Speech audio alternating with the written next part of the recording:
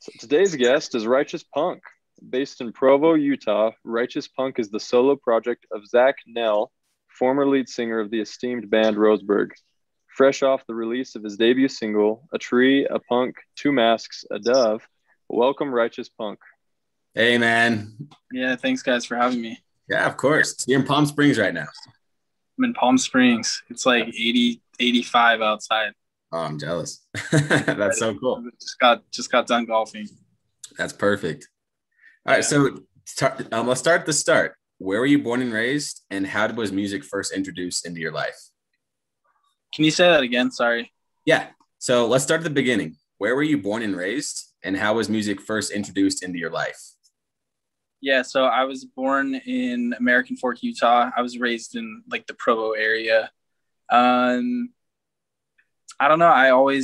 My family's not particularly like musical, but definitely like a creative family. My dad's an English major, and, my grandma was a professor at BYU, taught English and was in like theater. And I grew up I liked like writing stories and writing books and making little like short films with my friends and stuff like that. So I was always into that kind of thing. And I always loved singing ever since I was like little. So I don't know, like not like a particularly musical family, but like a creative, and like I loved the entertainment industry and was fascinated by music and movies and, that kind of stuff early on. So that's kind of just like how I came out, just like singing and writing music, writing stories, that type of thing. So. Gotcha. That's awesome. So your first release as a solo artist was A Tree, a Punk, Two Masks, a Dove. Tell us what it was like to prepare for your first solo release and like going out of being a band to solo project, and also kind of what that song means to you personally. Yeah, it's been cool, a totally different experience going at it as a solo artist. Solo artist is such a like loose term, and it's almost weird to say it because I still work with so many people. I still collaborate with a lot of like producers and writers, and even the guys in Roseburg, are in and out of my studio all the time, and we're all helping each other with stuff. So, but it is different. Like it's different being able to like just have it be whatever I want it to be. And, especially starting over and I'm not signed, like I don't have any contract signed except, I have a manager and stuff, but I don't have any like labels that I'm working with or anything where I'm like pinned down at all. So, I mean, I think that the title of the single itself kind of shows that. I don't think a label would let me have it's very distinct that long. Yeah.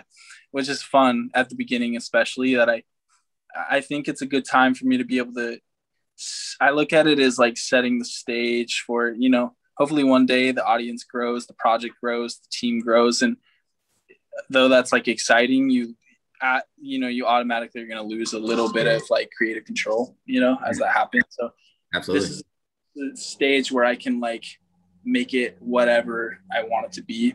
And so that I can build off of that later in the future. So it's fun to be able to kind of theorize about like who Righteous Punk is. It's kind of, the Roseburg's debut album is called Righteous Punk. So we already kind of set the stage for its character in this like world, and a lot of like lyrical themes that are in and out and have kind of been threaded along. So it's cool to expand on that. And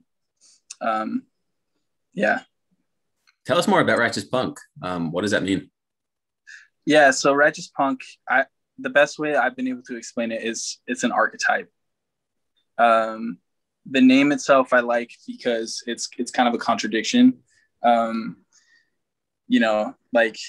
I don't look at it as like, it's literally supposed to be like an oxymoron. It's not like this punk that's like righteous, but it's like everybody has the side of them that's good and wants to be good and feel good. And then you also have that side of you that's conflicted and, in a world where things are crazy and there's so much noise and stuff. So I like that the name itself is a reflection of what I write about, which is kind of just about the problems in the world and the confliction in your own mind. I write a lot about like my own faith in that whole issue / amazing thing in my life that I've been lucky to have, but also like gone through a really hard time with, and reconciling like what do I believe? But everybody goes through that in their life absolutely. To a degree, you know, like what is the purpose of life and stuff. So, you know, that's typically what I'm writing about. But I also like it because the music itself, that's also kind of how I try to frame my music, is like, I like having the like, you know, pop overtones and really radio friendly stuff and like catchy melodies and stuff. But I like looping that in with like the dark undertones of stuff, like the more like distorted, grungy feel, picking tones that are a little bit like more harsh and dark. And even some of the branding is a little bit like darker and spookier and scarier. I like when like what happens when those two things come together. And so that's kind of the whole brand of Righteous Punk, is like, there's this part of me that like feels darkness, and there's also this part of me that's like believes in magic and light and good stuff. So that's the name Righteous Punk comes from. That's amazing. I love it. So yeah, you mentioned all these different sounds that are coming together for your project. You recently announced your project of covers that you're making of influences. Tell us more about that, like what your vision is for that. It sounds like it's an ongoing project, right? Like it's not just one drop at once. Yeah. So I've been excited to do this for a while. Roseburg had talked about doing it back in the day.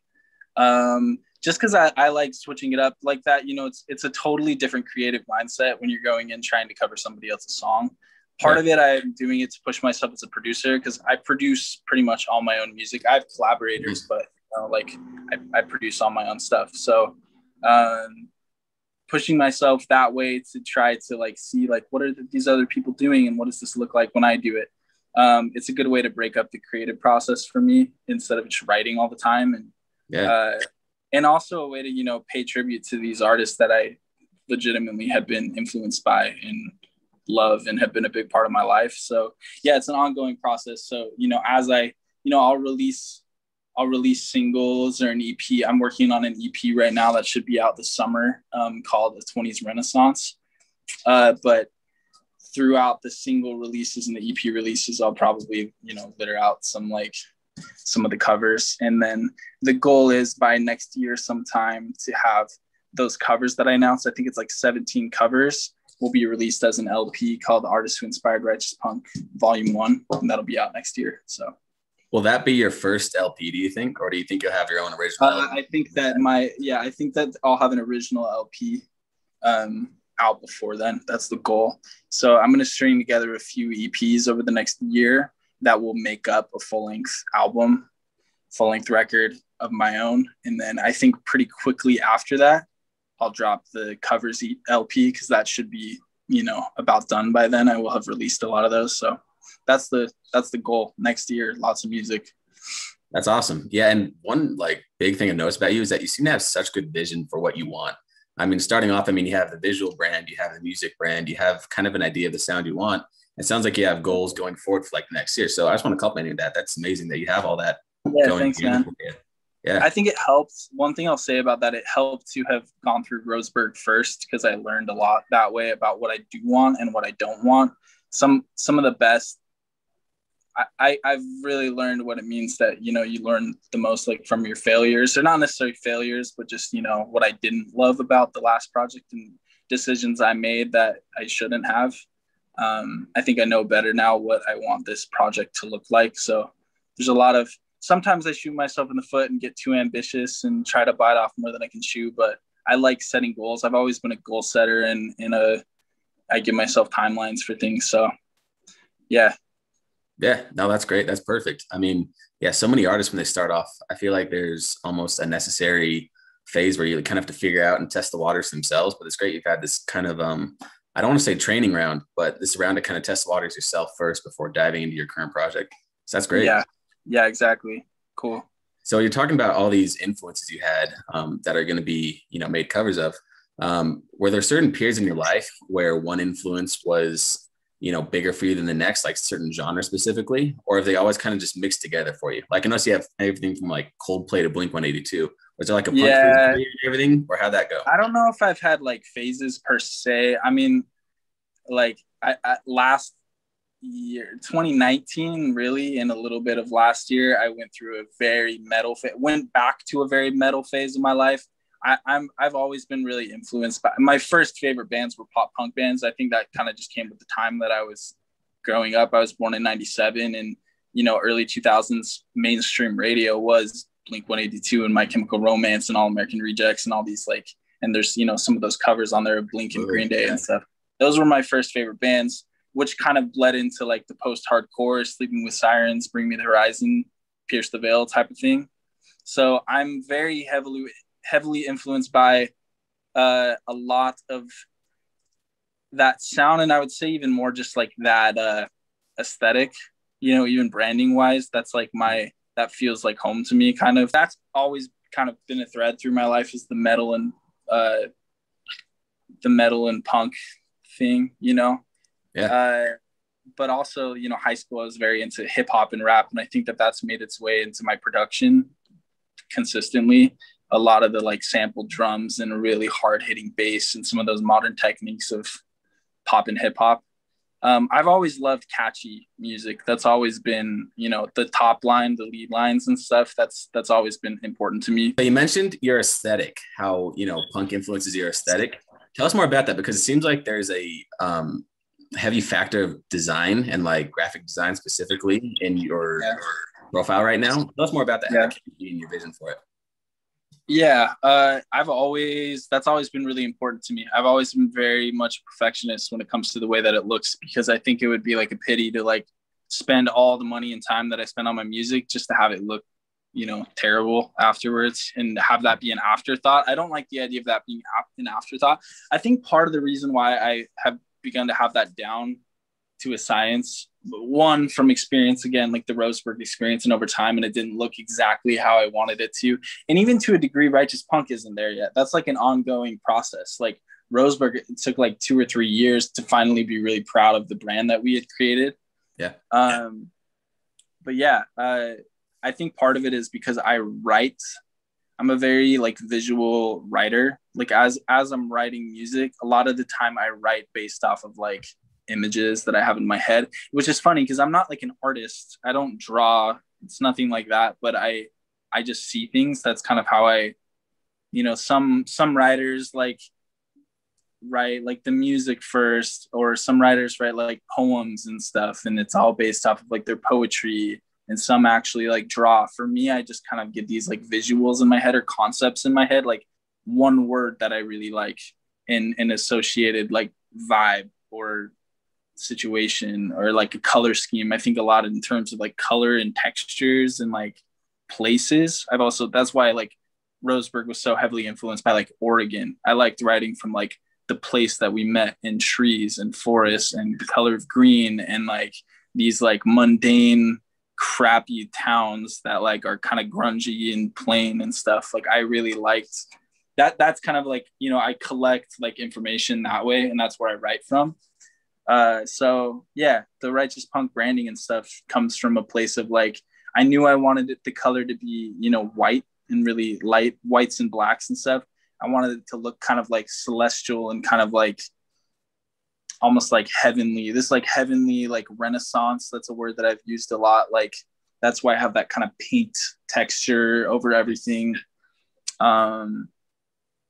Yeah, this very like heavenly Renaissance, like white and black tones and like simplicity, but with that like hint of like grungy texture that feels a little bit like distorted and edgy and like it's been beaten down a little bit, which is exactly what the name Righteous Punk is. You know, it's like I was saying before, everyone like that's how I feel. That represents me as a person who like, I feel like, you know, I've tried to be a good person and do what's right. And, you know, I've been trying my best my whole life, but also I've like made a ton of mistakes and gone through a lot of like pretty messed up things throughout my life. So I'm battered, and like, that's kind of what I want the artwork to reflect. So that's awesome. And again, it's so cool how you have such a distinct vision for it, you know, like you have it down to a T. That's awesome. When did you first start writing music and producing music? Really seriously, when I was in 5th grade, my family moved to England, like 40 minutes west of London. It was just for my dad's work. Wow. And we were homeschooled, but I had like a family laptop that we had, like a MacBook Air or something that had GarageBand on it. And I had always loved singing and music and stuff like that, but that was the first time I started, like, I got like a MIDI keyboard and like taught myself how to play the piano. I taught myself how to play guitar. I started like multi-tracking stuff and learning like the mechanics of like how I could like record different instruments to like sound. And I was basically just like not copying, but like I was super into Coldplay at the time. Like that was 2008. So that's like when Viva La Vida, that whole album came out, and I loved it. And that's when I really started like writing my own tunes and stuff that, like, I mean, obviously it was a fifth grader, but like, I still look back and I'm like, damn, like, you know, I had that, it was there, you know, like that creativity was there, and that I could, that's when I first noticed like the wheels started turning and stuff. Yeah. So that's kind of when it started. And then I came back and I started a crappy little band with one other guy, and we like put an EP, like an album together that we recorded by ourselves on GarageBand.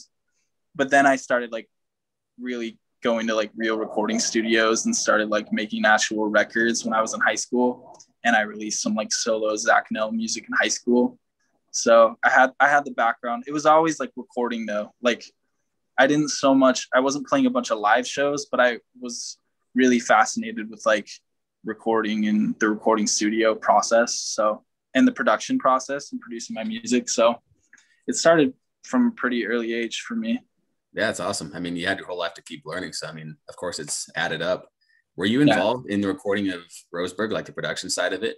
Oh yeah. Yeah. I was very, very much had my hands on the Roseburg production and writing. And, you know, all the guys in Roseburg are super talented.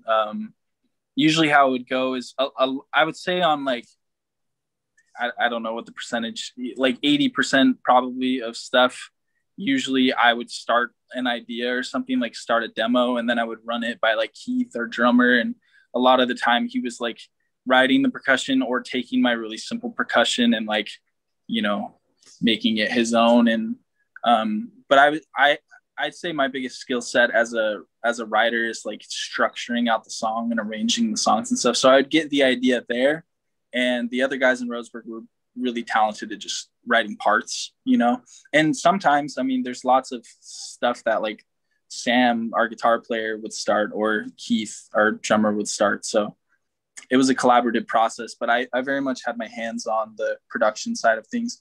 We recorded a lot of it at June Audio in Provo, which is a place that I've continued to record. Although I will say on this new Righteous Punk stuff, 90+% of it was produced in my bedroom. And, you know, I like going to June to record vocals with using their outboard gear to record vocals, and any like live drums or like live instrument stuff that you can just get a cooler tone on there, like hardware, you know, it just has like a certain vibe that you can't beat. But Roseburg, we recorded a lot of it at June, but lots of revisions, we would just block out like a whole week of like full days at June. We would just like live there and it's awesome. record our records. So did you learn a lot personally by working with those producers that you took into your current project now? Yes, absolutely. I learned a lot from Scott Wiley, the owner at June, who helped produce and mix a lot of that Righteous Punk album, and even our previous Roseburg EPs. Even just in like techniques of like certain plugins that they were using, certain effects that they were putting on things, or being like, hey, we should track this on the left and the right, you know, just like little tricks that added up over time of ways to make something sound bigger or cooler, or to, you know, I always had that creative mind of what I wanted to sound like, but it's fun as you get older when you can be like, I want it to sound like this and I know how to get there. Yeah, for sure. By working with a lot of other producers, you're like, oh, that's just like high passing this on an EQ band, and you can get that like very like in the back sound or whatever. You can make it sound really thin. You can make it sound really like big or whatever, you know. Yeah, I learned a lot from Scott. I learned a lot from Nate Pfeiffer, who helped produce a lot of our Righteous Punk songs, and is a good friend of mine. River Wild, who does a lot of my graphic design, but also he's in the band Death and All His Friends. He's helped produce a lot of my stuff. I've learned a lot from him.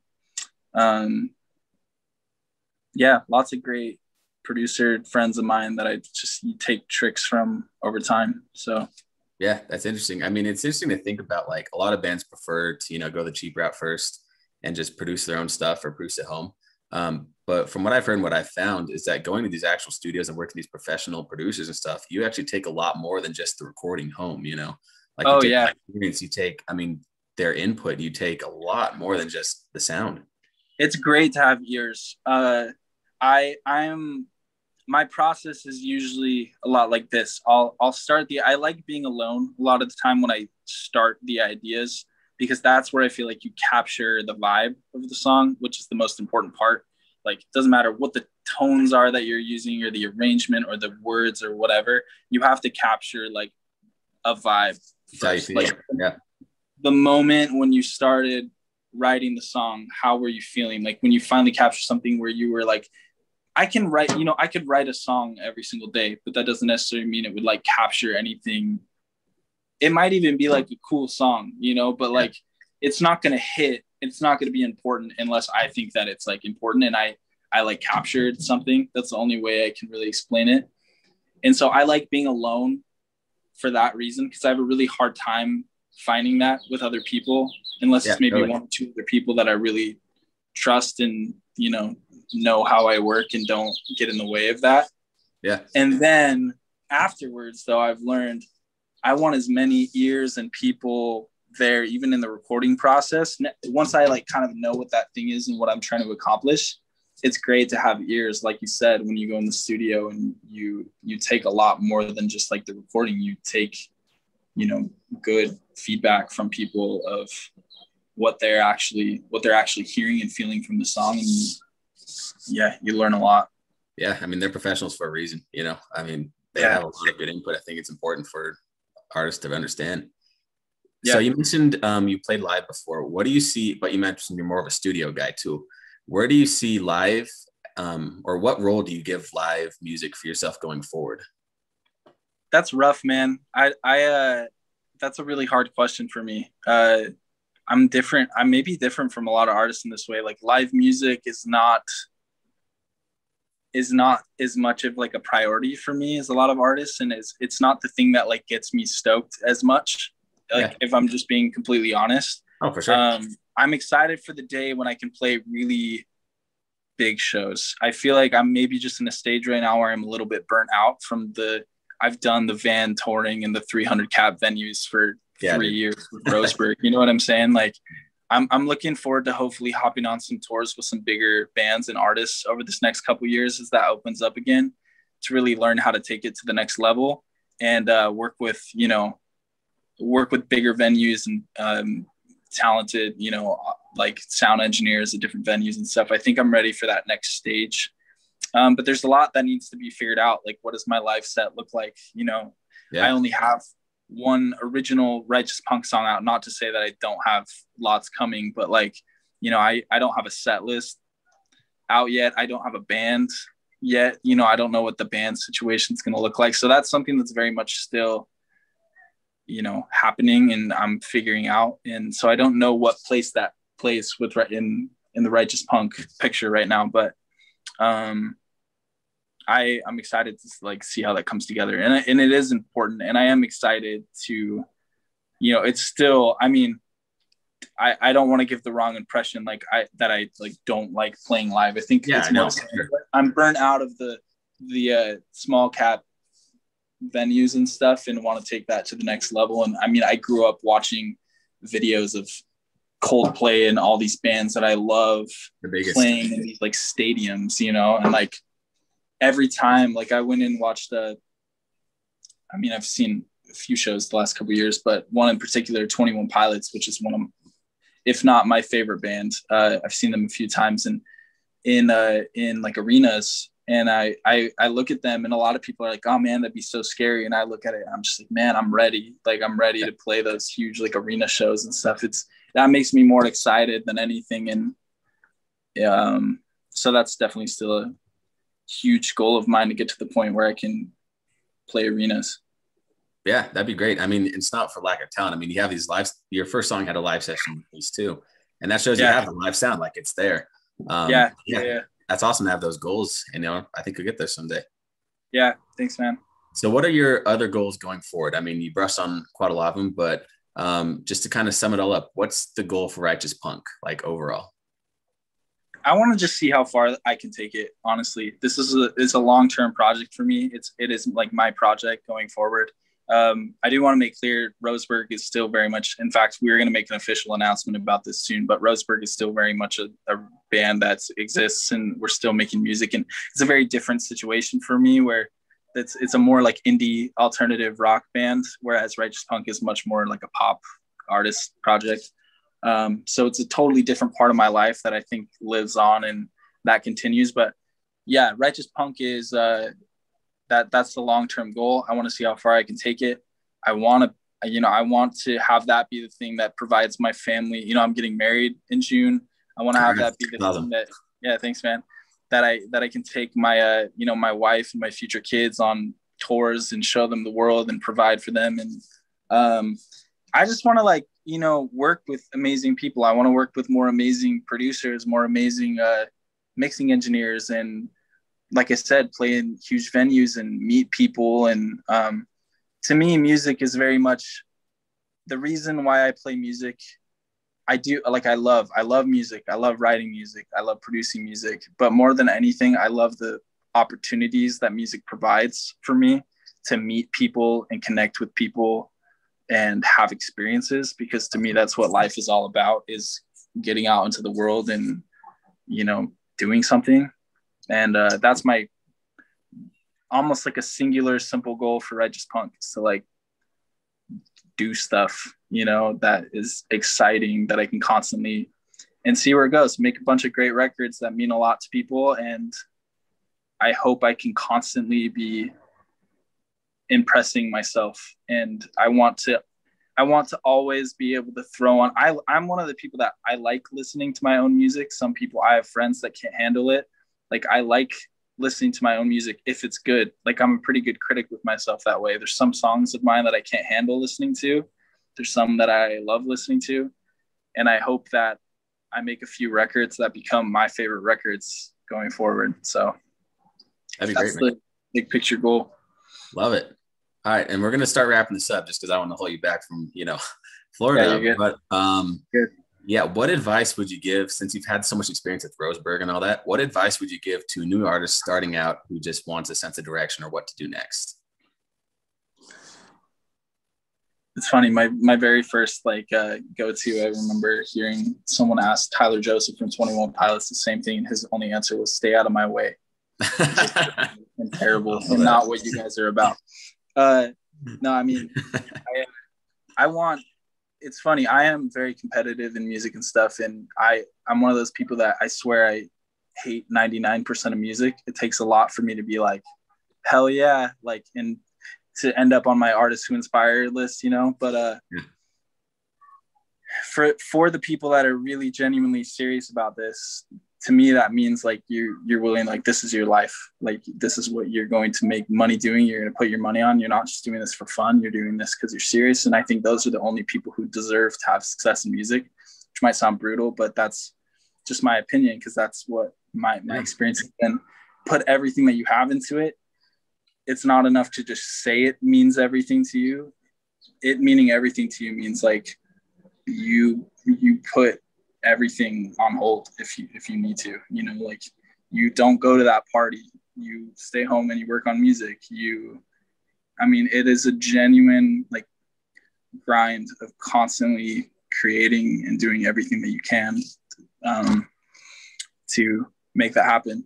That being said, have fun and create. And I think more than anything, my biggest piece of advice is learn why are you doing what you're doing? Why do you create?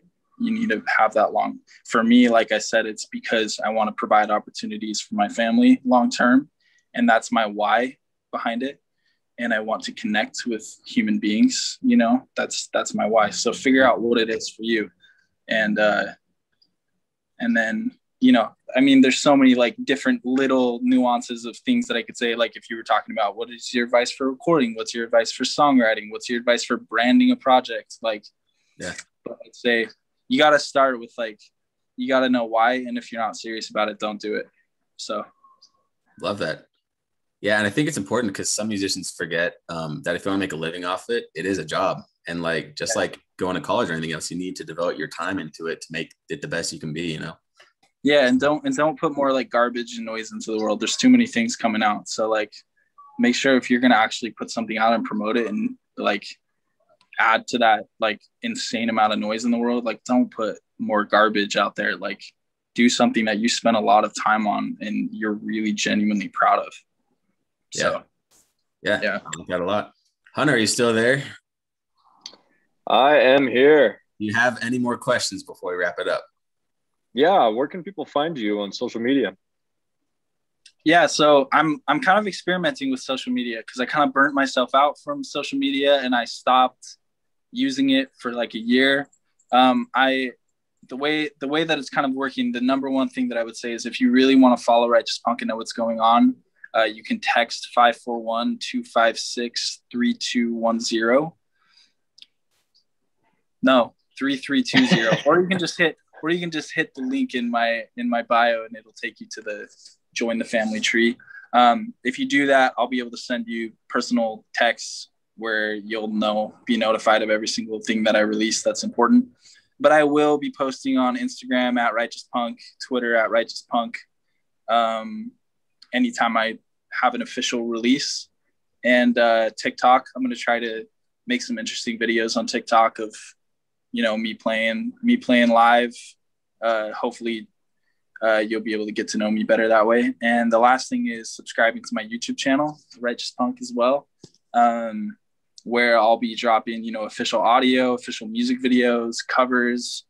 And I also would love to start doing some, like mix and production breakdowns of some of my songs. So there should be a lot of content, mostly on YouTube and TikTok, as far as if that's what you're looking for.